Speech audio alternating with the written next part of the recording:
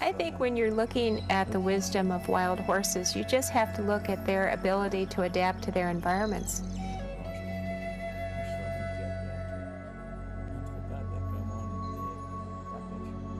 They call them Milahanska, long knives. Lakota elders have told me that horses have always existed on our land here in North American continent, and they believe that as long as there is thunder and lightning, that the horses are always present. One reason that they were able to survive over long periods of time because they adapted to the human conqueror, and the human conquered them, so to speak, and began to ride them 6,000 years ago. Horses, generally in every culture, are connected to the soul of all people, because almost every culture either used a burro or a horse in its civilization.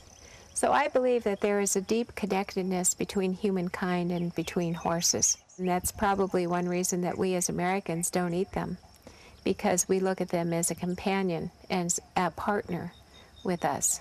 I worry if we become separated from nature and our children no longer are out here on this grass and looking at the trees and participating with nature, that they'll forget our roots, and that everything that was so important to humankind in the early time may not be as important in the future generations. So our goal in developing our ecotourism center is to bring the children out here and bring people out and reconnect them to nature.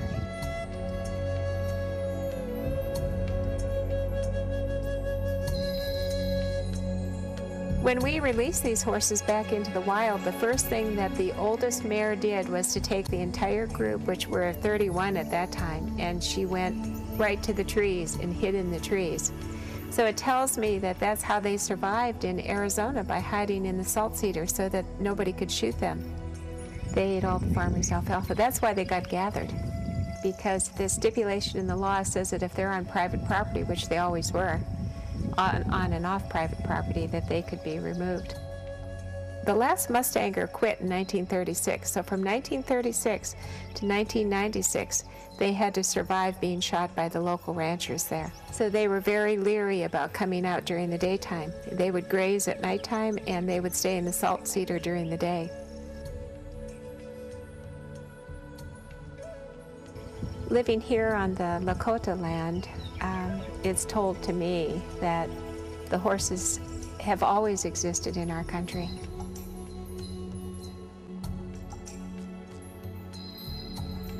It's fascinating to see them working as a community, and they work cohesively.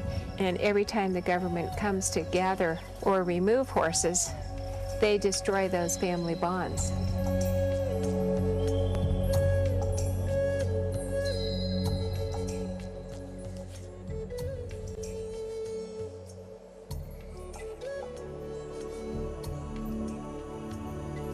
I do believe that horses will continue to survive after us because they have learned to become adaptable to their environment.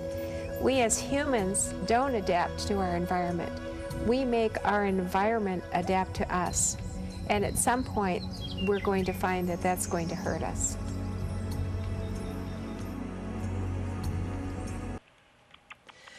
Welcome, everyone.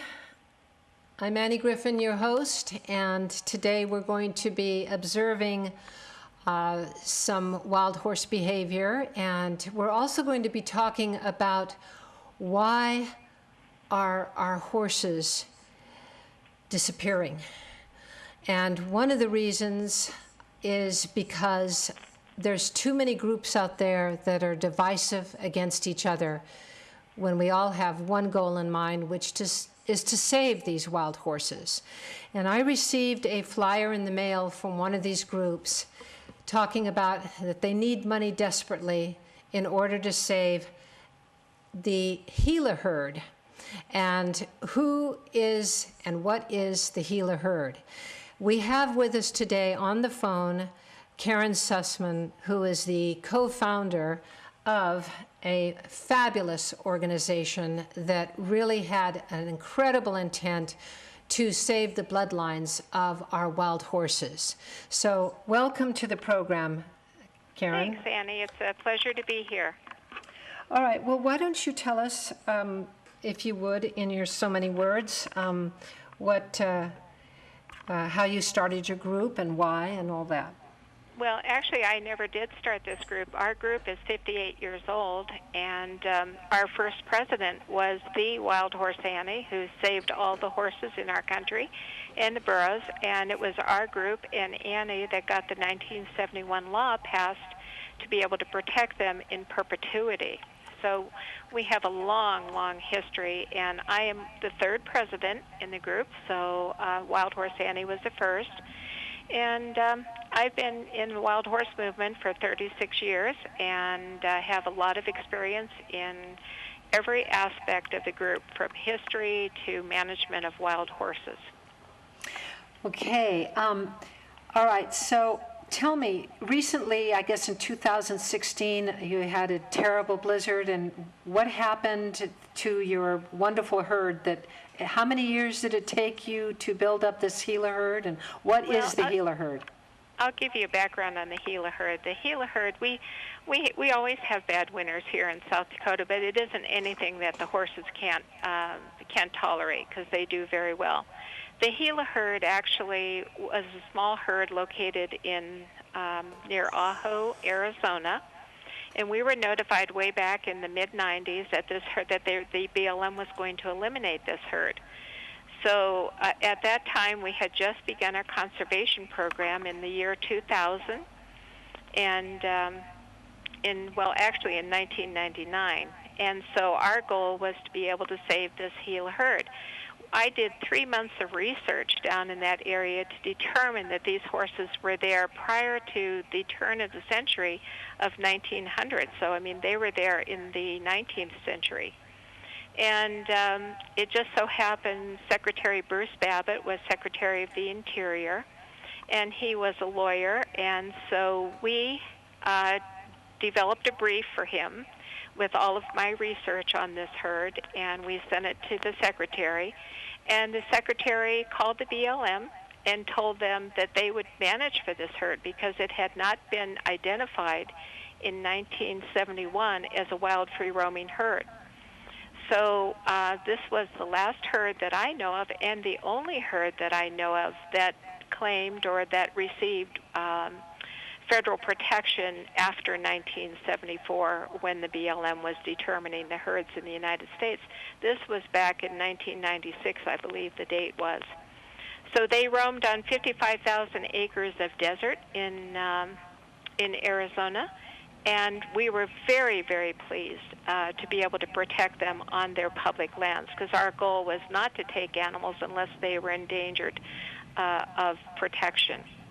And then there is a caveat in the wild horse and burro law which allows groups to write, like ranchers, to say that the horses are trespassing on their land and they want the problem animals removed.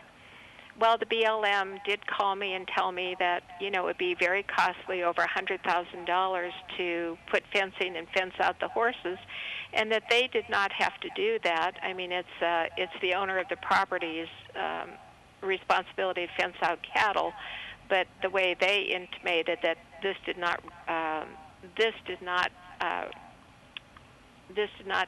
horses did not apply to this. Anyway, they decided that what they would do is remove the problem animals and then leave the other horses out there. So they went in and gathered 36 wild horses. 4 of them they killed accidentally in the gather. 1 they adopted out, and there were 31 left whenever I got the herd. And our goal at that time was to be able to take bloodlines back and forth. That's before I even understood anything about wild horse management. That was the year 1999 that they were gathered. And we brought them here to South Dakota in the year 2000 in our conservation program. During that time, you have to remember that in conservation, you have to have 150 effective breeders. At that time, when the horses came, we had every horse tested, blood typed by Dr. Gus Cothran. He was at the University of Kentucky at that time. He's now with Texas A&M. But he is the leading equine geneticist in the world. and he blood typed those horses and did DNA testing on them and found that they are truly Spanish with no recent introductions in the recent past, no introductions of other animals in the recent past. They were extremely identical, which means that they probably were highly inbred at that point because there were no extra bloodlines in them except the Spaniards. And of course, our studies show that these horses, there was a big Spanish mission by Father Kino, which would be near Ajo, and we believe that these were the remnants of the horses, including speaking to the person who gathered all these horses. We spoke to his son, who was in his 70s at that time, and he used to go with his father, and I believe the last gather that they did was in 1936 to eradicate all the horses in Arizona, and they were sent on to California to the chicken industry and used for chicken food. And but he did say that near the Gila River, where the cotton, where the trying to think of the bushes that grew there, but anyway, those salt cedar, and the salt cedar grows in 1 year's time. Teddy Roosevelt planted the salt cedar in 2000. I mean, in the year 1900. So those horses were in an area where his father, who gathered all these horses on a motorcycle, could not get to. And so those were the only horses remaining, and he attests to that these horses were, that he remembered them back as far as, when he was a little boy of 5 years of age. So we knew that, along with the blood typing, that this is an extremely rare breed. We did have them identified in the Rare Breed Conservancy in Virginia, and we brought them to Arizona to remain in our conservation program. Now, in speaking with Dr. Gus Cothran, the most important thing that he told us in all of our conservation efforts, he said, never, Karen, never castrate any stallions. You need every horse to be a permanent part of that gene pool. The other thing that he said, too, which I thought was very interesting way back in 2000, he said that wild horses have the most genetic diversity compared to any particular breed of domestic horse in the United States. So although these horses were pretty much identical, he said that, and he had always thought he would like to do studies on these horses, but what we did over this period of time from 2000 on is we allowed them to just, create their own families, and they were really not ever disrupted from the year 2001 on. And they maintain very healthy band structures. And the reason I believe this, two of our herds, the White Sands and the Gila herd, had not been gathered anywhere in a minimum of 25 to 50 years. So these two herds of horses were extremely important to ISPMB in view of the fact that the baseline knowledge that we would get from these herds would be something of what we could have anticipated when there were, millions of horses roaming the American plains. So we expected that their behaviors would be healthy behaviors, and this would be a baseline data that we could look at developing a model management program for wild horses for the BLM. And might I add, on a side note, that most of the programs that the BLM has actually came from ISPMB. We're the ones that created the adoption program for them back in 1976. And we also did a program for them on compliance on how to look at horses that were adopted within the first year to make sure that they were in a good home. So we had the first MOU in the history of the BLM to do the compliance on wild horses in the United States. So ISPMB's history is quite rich.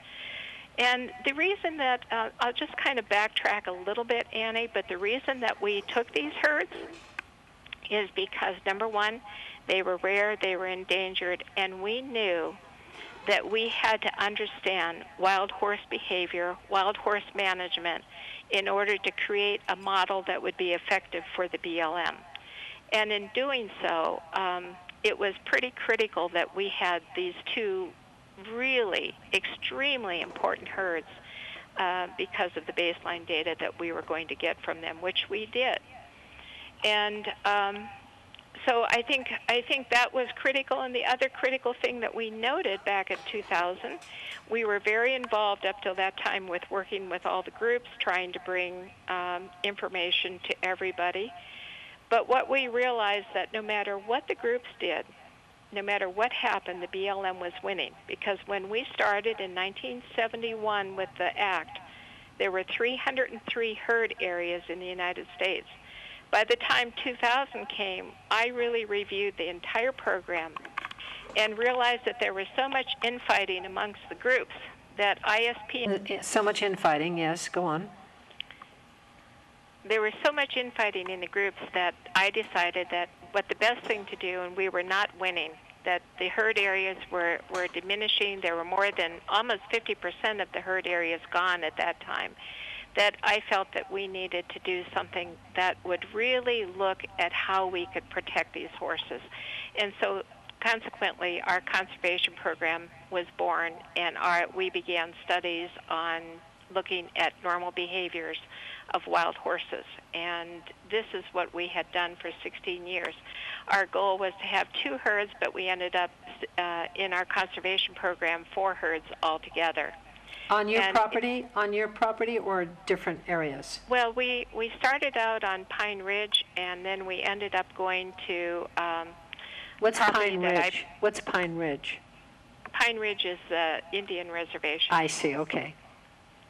And we ended up then buying a ranch on the Cheyenne River Sioux Reservation here. I ended up buying a ranch up here, and this is where I managed the horses because I moved here so that I could keep an eye on them. I moved here in the year 2000 and transferred them up here, and we began our conservation program. But the most important thing that was critical to us, according to the BLM, herds double every 4 years. So I figured if the Gila herd doubled every 4 years, we would have close to 1,000 horses.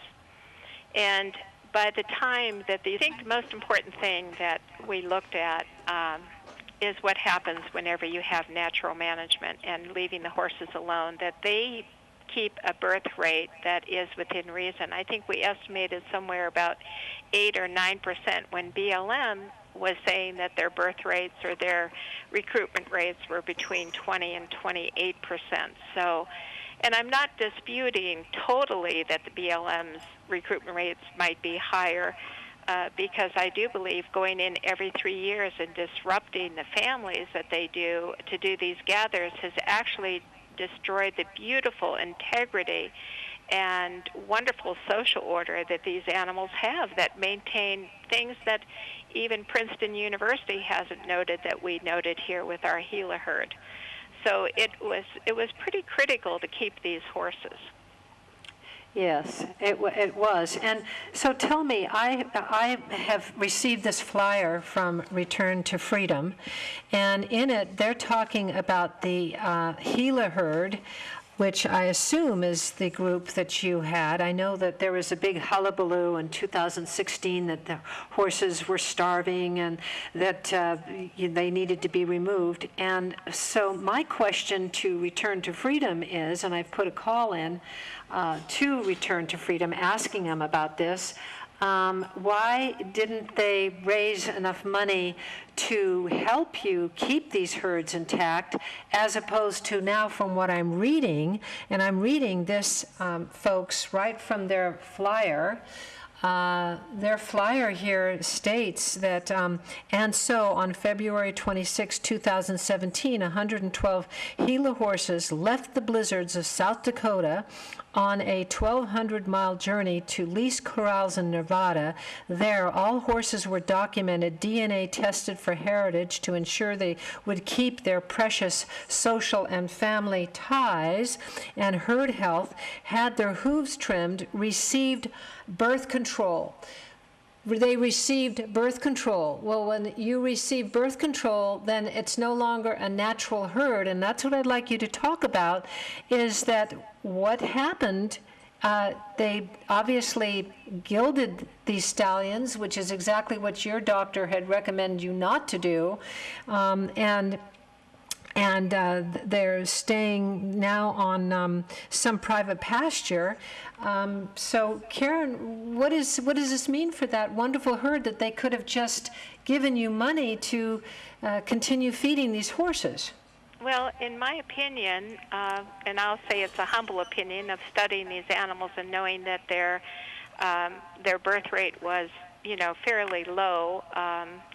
And you have to look at the recruitment rate into the herd also. But I would say that according to Dr. Gus Cothran, who said never castrate anyone in this herd, to castrate 26 stallions and have 7 stallions with the remaining 80-some mares or whatever they have is really a devastation for this herd. And I don't see where their genetic viability is going to continue under these circumstances, because the majority, this is pretty much how ranchers manage their herds out here, and so it's not managed for genetic viability, it's managed for meat, to see how big a cow can deliver a calf that is big enough that they can make money at the sale ring. So what they do, and I just gave this lesson to my employee here this week, what they do is they have like 6 bulls with about 100 to 200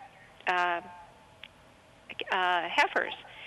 And so when you look at the genetic diversity of that, it completely destroys the ability of, the genetic diversity versus having a 60-40 ratio. I mean, if they had 32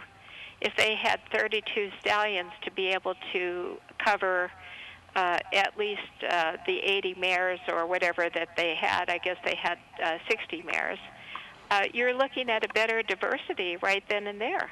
Well, what my concern is what happened that you needed some kind of help, you weren't getting it. We had a person that we hired that was supposed to help us with IT and supposed to raise between $2 to $5 million for us. In a year and a half that we had this person employed for us, this person, I don't think, even raised $5,000 if we were lucky.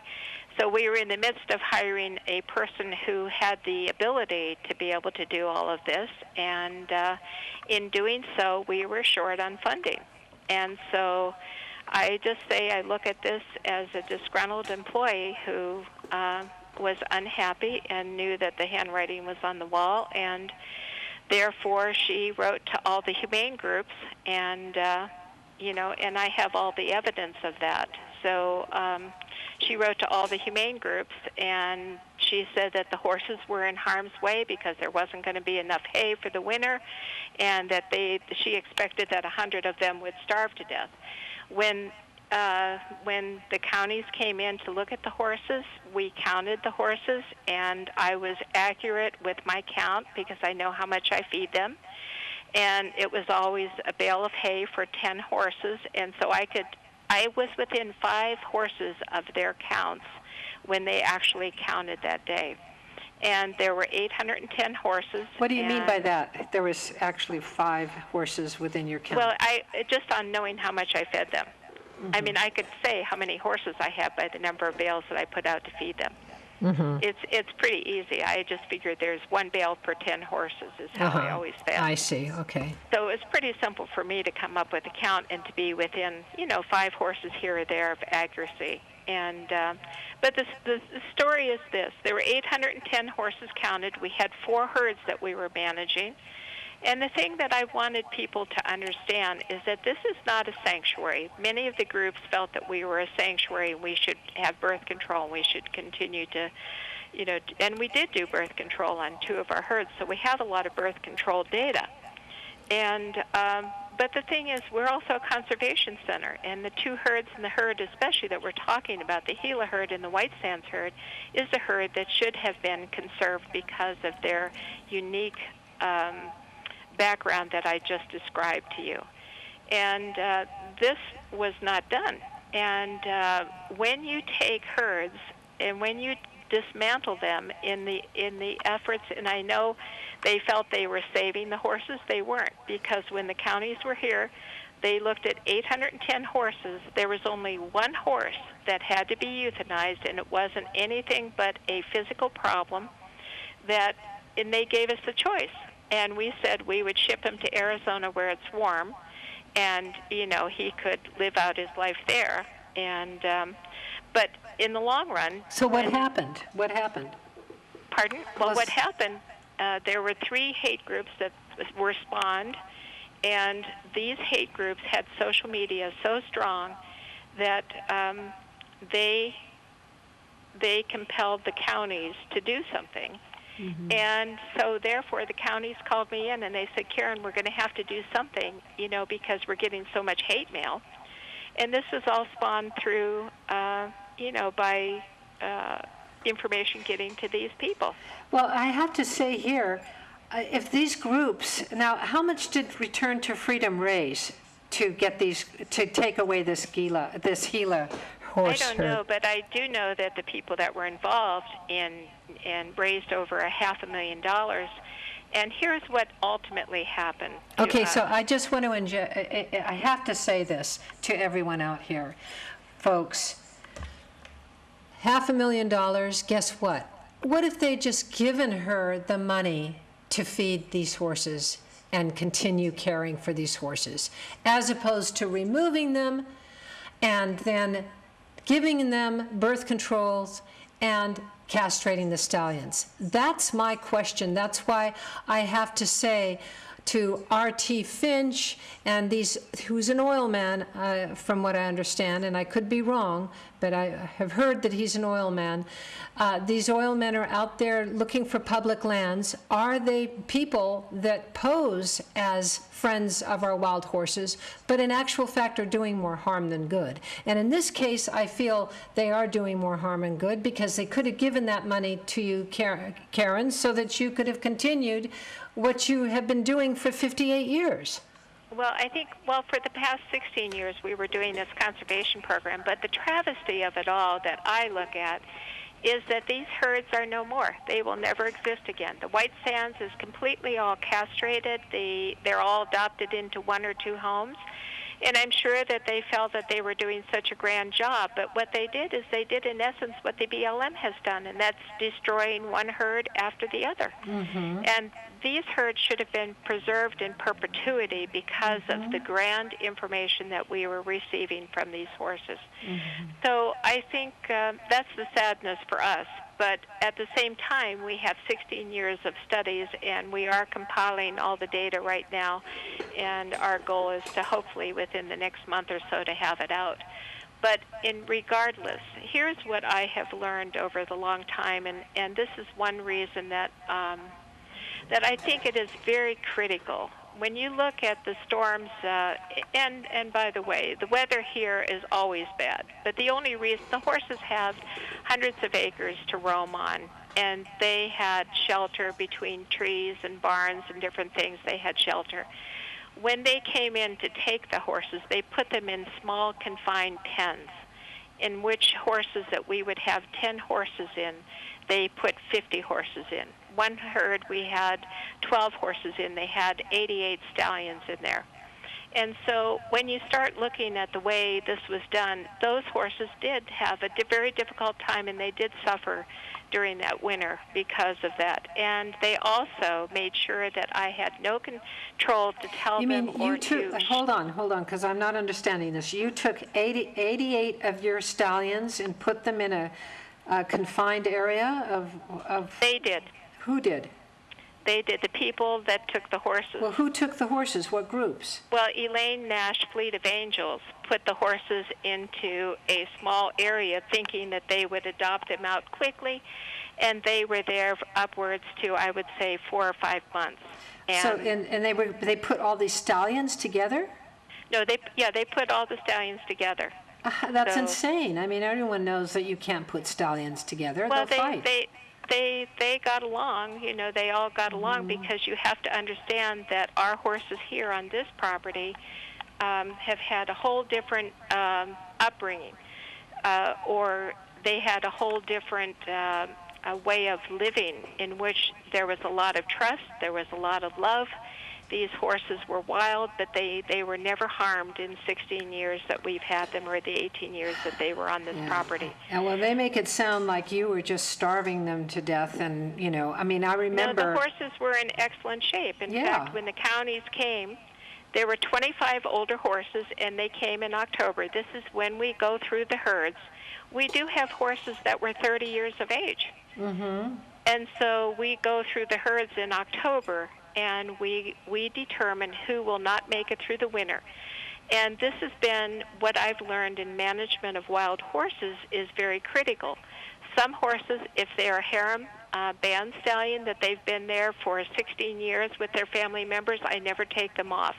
I've learned from watching horses that I've taken off and watching the sadness that they go through by leaving their families. There are some horses we leave out there. If winter does take them, it takes them. Mm-hmm. Or whatever their time that's is. Natural. That's what happens. I mean, that's natural behavior. That's part of the price we pay. Are we supposed to save every horse that's wild on the range because they're getting old? Well, I think that, honestly, Annie, I do believe that a lot of the groups have that mentality that no horse should die and every horse should be rescued. Mm-hmm. And I grew up with the understanding that to leave them in their natural life of their happiness, mm-hmm. And the thing that I've noticed in watching this is from the early days of managing horses where I did rescue them and take them in, depending, versus the later years of managing horses where I said, no, there's certain criteria that I'll take them, there's other criteria that they'll stay out there until mm-hmm. they die. And that is, their hierarchy in their social structure. Mm-hmm. If they're high up in the social structure, I do not take them. The reason I have learned this is because when I did leave one of our greatest stallions, the Great Chief, I called him. He was definitely, I would guess he had to be getting close to 30. And these animals never had to worry about anything. They always had feed. So even in the worst winters, they always survived. But there's a certain time that their teeth succumb to not being able to eat hay anymore. Mm-hmm. And so I watched the transition for a year where a younger stallion came in with his band and stayed with him and helped him with his mares. When he passed, there was no fighting. There was no fighting by other stallions. This stallion became the leader and in charge of his harem, mm-hmm. his family band. To me, that was beautiful. Mm-hmm. Now, if I would have taken this Great Chief out soon so he might live another 4 or 5 years on senior feed, which our senior feed bills were $2,000 a month as it was, mm-hmm. There would have been such a disruption because what I've noted in the behaviors, when the family band stallion is incapacitated for any reason, the bachelors that are in the group, and there were lots of bachelors, lots of bachelors, but very well disciplined, very mm-hmm. respectful. But when there was a mare available, they would fight for him, mm-hmm. for the mare. Mm-hmm. If you leave this transition where you allow them to die as they would in the wild, you have this beautiful transition. Mm-hmm. So, I think that we have to. Are we going to go save every elk, every deer that is finally met its end of life? We don't even do that to our own people. I mean, they're all out homeless and everything. I mean, there comes a point in time when we just have to say, look, wild is wild. These horses are wild. And so let them be wild like we let the deer, the elk, the moose, the antelope, everything else, and instead there's this mentality going on that, oh no, and I think it all stems because the ranchers want these horses removed, and they want that every last blade of grass for themselves. Well, I think it's very difficult for the humane groups to see any horse that is going down and becoming thin because they're old. And it's difficult for them to watch. It was difficult for me because I gathered everything in the beginning. Mm-hmm. But I will share this story with you, which made me very strong and very definitive about wild horse management. And that was, I took a horse in from White Sands, and he was a bachelor. He had been a bachelor his entire life, so I thought that was fine. I took him in. He was thin. I went to such extremes to understand what he was thinking, his behaviors, all this. I've even had a psychic talk to him to see, and she advised me. She said he does not want to come in. He wants to stay out there. Mm-hmm. So Right. I did not listen to her. I brought him in. He was within range of the herd, so every day he would stand at that fence and watch his herd. Mm-hmm. Finally, I decided, in year 15, this is it. His happiness is more important than his longevity, and I had him in already 4 years on senior feed. So I said, okay, you're going out with your herd. We photographed it, but anyway, my photographs are missing from my ex-employee. But anyway, we photographed this reunification with his herd. And I want to tell you, if a horse could jump and, off all fours and just whinny and nicker and love to be back with his herd, that's the way it was. He lasted 8 months with his herd.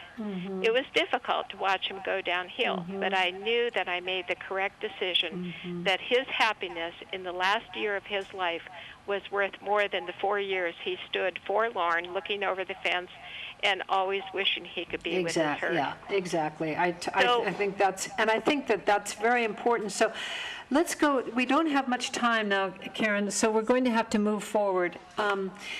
So these hate groups on social media, which we're all aware of on social media, bullying is going on every sector. I have noticed. Terrible. Yeah, I have noticed. Terrible. I have noticed that, for instance, Protect Mustangs is another group that definitely does not want horses to be PZP'd. And Ann Novak made a very good point that when you PZP these horses, it's no longer natural selection. The stallion is not selecting the mare. Can you explain just briefly what happens when you PZP these herds? Well, I mean, in the two herds that we did use PZP, we noted several things that were very critical, and that is that the older mares, first of all, at the end of 5 years of every year producing or giving them the PZP shot, they're permanently infertile at 5 years. The literature says they're infertile at 7. But no, they're infertile at 5, and in our other herd, we had 4.5 years of management in, and I thought, gee, I don't want that to happen, and we stopped immediately. And I don't have this total stats on it, but probably about 90% of the mares were infertile. Here's what happens. You have animals, I do believe Dr. Cassandra Nunez's study is correct, because there's not a connection with herds, with the band development. You notice that more bands develop when there's foals there, and there's a very strong band structure, because not every mare did we contracept in the catnips. We did pick out certain mares that would never receive contraception. Those are the mares that still had foals in the catnips, and we noticed that those band structures were very strong and very tight, whereas the mares that received PCP seemed to wander from one group to another. It's almost like having pasture horses. Here's the other thing. In the older mares that we had that were extremely seasoned and had many foals, the thing that we noticed, we had several of those mares. When a younger mare would have a foal, first-time foal, these older mares went after the foal and stole the foal. So we did have some foal deaths in the beginning, and we didn't figure out what was going on, and then we noted that they were being stolen, so that at foaling time, we had to be there 24/7 watching these contracepted mares. In fact, I pulled 5 foals from one mare that stole 5 different foals. And to me, this is telling me from this behavior from these horses is that they don't want to. Their role in life is to have foals. That's their role. I know that they talk about that horses are more fit in the winter, and that may possibly be, because horses get older, they get thinner, their teeth go, and so forth. And, some of the seasoned mares that have a foal, they don't have a foal every year, but at least foal fairly frequently. It does take a lot out of them. However, this is something that these foals, or these mares, have wanted and have desired, and it's very obvious when you see the sadness when you have to take that foal away from them and replace it again with its mother. So these mares, what does that tell me of what could be going on in the wild? So you contracept some of these mares out there and they can't have foals, they're going to steal these foals. Foals cannot live without having colostrum in the first 24 hours. And if they don't have it, those foals die. We, I think, brought in one year, in year 15 and 16, we brought in 6 foals because of the fact that the mares had stolen these babies. So, you are such a lesson, to what's really going on. And here, Return to Freedom, American Horse Preservation Group, these are two groups that are very pro-PZP and, we've got to, contracept these mares. And now they've, this R.T. Finch, she's, in this, I'm reading from her flyer, stating that, how they need all this money from people like me. This is a letter that the Return to Freedom sent me, and it's saying that that they can't do, not a day goes by that I don't realize that you and others like you are the secret weapon that lets us win vital battles for the wild horse's future. I'm reading from this flyer, and she wants money from me so that they can birth control these horses and give them medical care. And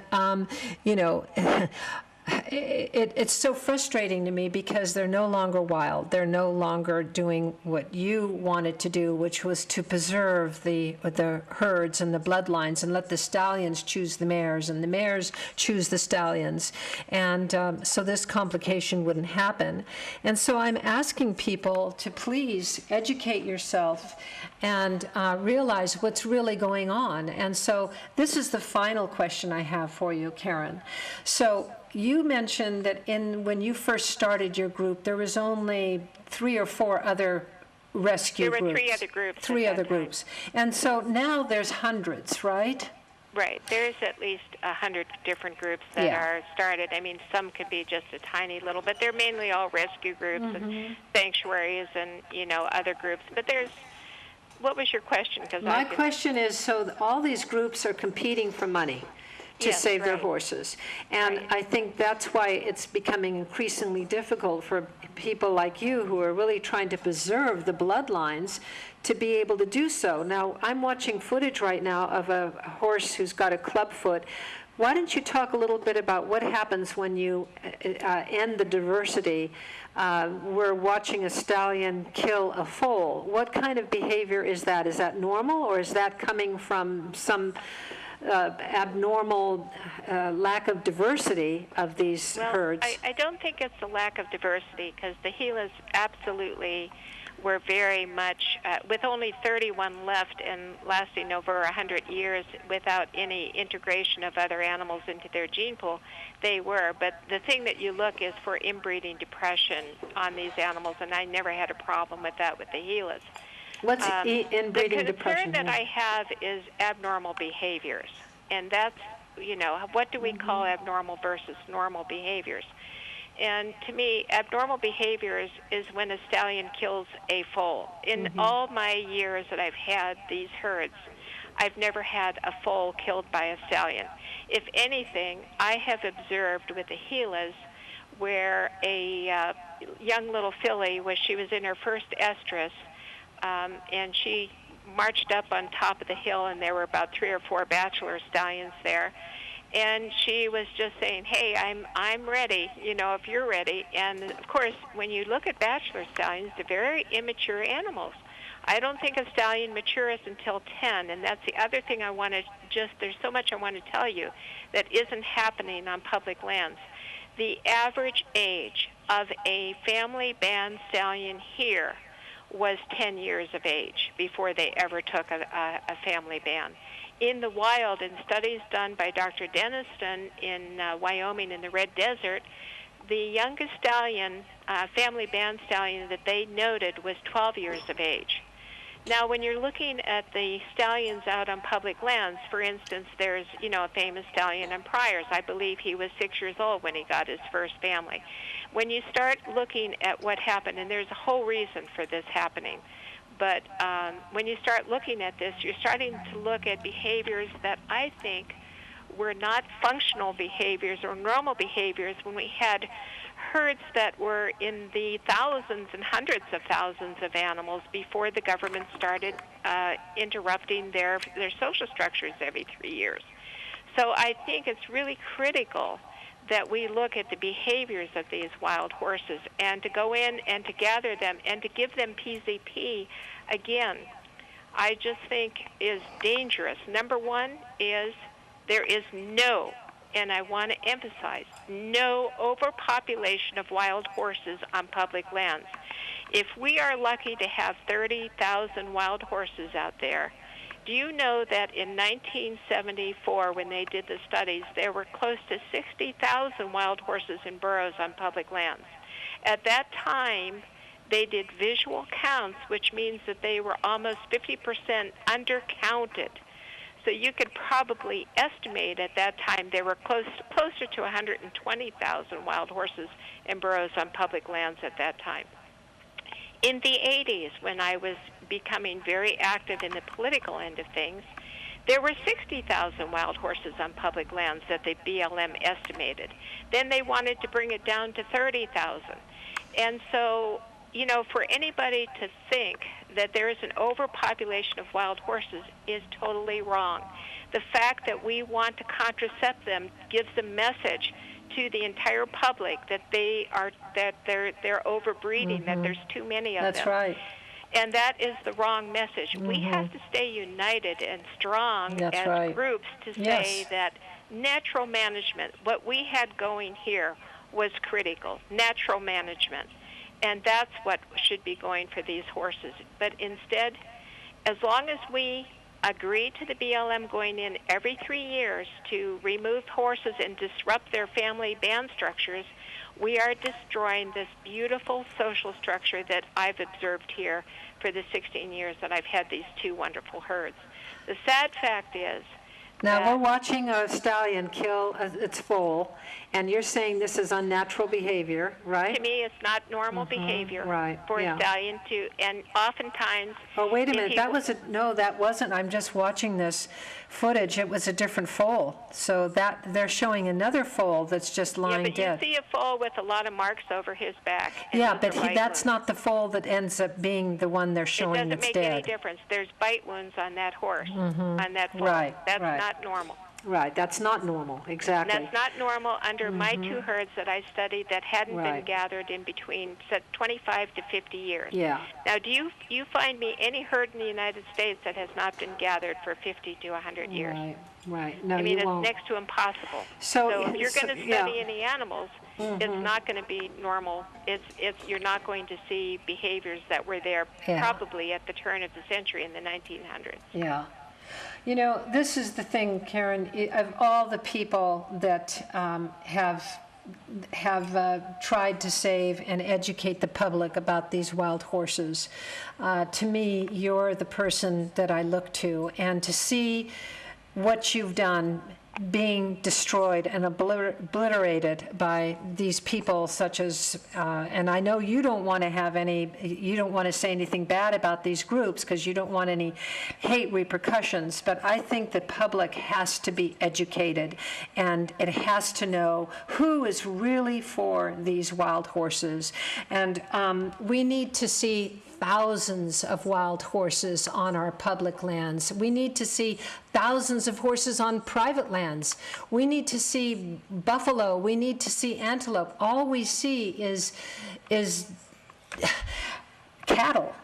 And well, it's what money speaks and money talks, and I think that's the critical nature. But as you're going to see, as the climate begins to change, and we're already looking at that here. I mean, there's a severe drought going on in South Dakota, and there's going to be even much more, I think, clamoring for the last blade of grass on public lands. I think that's going to be the issue.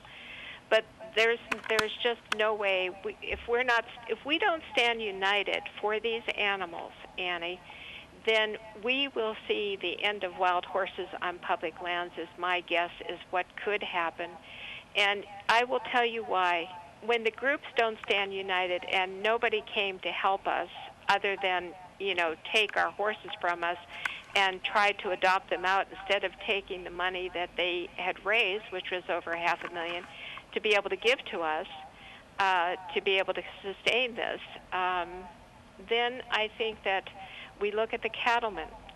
They raised $6 million during the terrible storm in 2013 here in South Dakota for the cattle producers. There were 46,000 cows that lost their lives here in South Dakota in 2013 due to climate change, although the state says it wasn't. But we had weather 86 degrees and it dropped down to 0 degrees with a sleet and a hail and ice storm that came. These animals had no winter coats. And so, therefore, that's what happened up in cattlemen Washington. coming together to be able to preserve each other, raising $6 million. Last year there was a fire, or 2 years ago there was a fire here in South Dakota that claimed a lot of fencing, and all the ranchers went together. They tried to restore all the fencing on the land for them. They all came to help. They raised money. They have heifer funds for those who lost heifers from contiguous states. We have a drought going on. They had a hay lottery in North Dakota last year for the cattlemen. I actually joined it, but of course I wasn't. I knew I probably wouldn't win. But they had a hay lottery. This is what they do for each other. I have said, even before this happened to ISPMB, I have always advocated that I would never be the organization that tries to destroy anybody or anything. And I really feel that until we can come together as groups to be able to be effective, to be able to help each other. But I have noticed among the humane groups, sometimes those people are so concerned about the animal, there's no concern for human beings, there's no concern. Well, I don't think they are, else. Karen. I have to correct you. See, I'll tell you, I believe in calling a spade and a rose a rose. I'm not going to call a rose a spade and a spade a rose. I understand your position that you don't want any more hate, and you've had plenty of it. And you're not in any way doing that. But me, I'm not spreading hate. I'm spreading truth. And that's what this is about. This is what this is about. This is about the truth of what is happening to our wild horses, because BLM, a cattle-influenced agency, corrupt to the core. I've already proven that by the Sam Farr, our former Congressman Sam Farr's letter to the Department of Justice asking for prosecution of BLM for slaughtering our wild horses, and this is still going on. We've already proved the corruption of this agency, so there's no doubt in my mind that it is corrupt. And the fact that they want these horses removed, they want the buffalo they remove, they want everything removed so they can have every last blade of grass on public lands. They want the oil, they want the coal, they want everything. And unless human people, the good people of America, fight back and say to their Congress people, look, I am just not going to be able to vote for you unless you start standing up for what is great and good in America. And what is great and good in America, folks, is our beauty, our wildlife, our wild lands. That is what's beautiful. And if we don't have Congress members that have the courage to stand up to these cattlemen lobbyists and say, I want to be able to go out there and see wildlife. I don't just want to see cattle. I don't want to see mining operations. I don't want to see fracking going on. Then that's what's going to happen. And so that's why I have asked you to come on to defend yourself against these groups. This one group, I'm naming her, Netta DeMaio of Return to Freedom, sending out these flyers that approximately 260 endangered horses have been adopted in the dead of winter thanks to heroic efforts from our allies. I mean, if they were heroic, they would have said, oh, how can we help you preserve these herds instead of taking them from their areas and then giving them birth control. And I find that so tragic. And the fact that Netta DeMaia is not coming forth and explaining her position to me, that's just too bad. But it shows me more and more as I try to investigate what's going on that, people like you, I hope that people seeing on the screen right now, this is Karen's website you can go to. I hope that you'll support her. So how many horses do you have now? Well, we went from 810 down to 29. So we have 29 horses. And no breeding viability, and probably in this climate, we're still preserving the rarest of the Gilas. We kept the rarest of the Gila herd. We've had a German that came to visit, and so we've taken his recommendations on the horses that we would keep out of the Gila herd, trying to look at behaviors, trying to look at older horses, trying to look at colors and so forth. But it has been a devastating time, and it was a time that all the groups should have come together to help. And the sad thing is we were required to come up with 18 months of funding for feed, which nobody in this country has that amount of funding here, even for their cattle. There's not that amount of funding. But what we're going to find out is the sadness is that exactly what happened to our herds, Annie, is exactly what the BLM does to them. They destroy them, they take them from their families, and they put them into homes, or whatever. They put them through the adoption program. And that, to me, is really sad to be able to see animals that have lived together happily for 16 to 18 years. Well, they're slaughtering them. They slaughtered. They sent 1,700 wild horses to slaughter at taxpayers, illegal, taking taxpayers' money, $140,000, according to Sam Farr's letter. The investigation from the Inspector General's office investigated this, and the Sam Farr was asking the Department of Justice to please make sure BLM return that $140,000 to send these 1,700 wild horses in transport to a no-and-kill buyer. So this is what BLM has been caught doing, and it continues to do. I have people who are out there watching these wild horses being sent over the Canadian border. They're gathering What I'm saying, Annie, is I'm not comparing that to BLM. I'm talking about the humane groups. We had 4 herds here.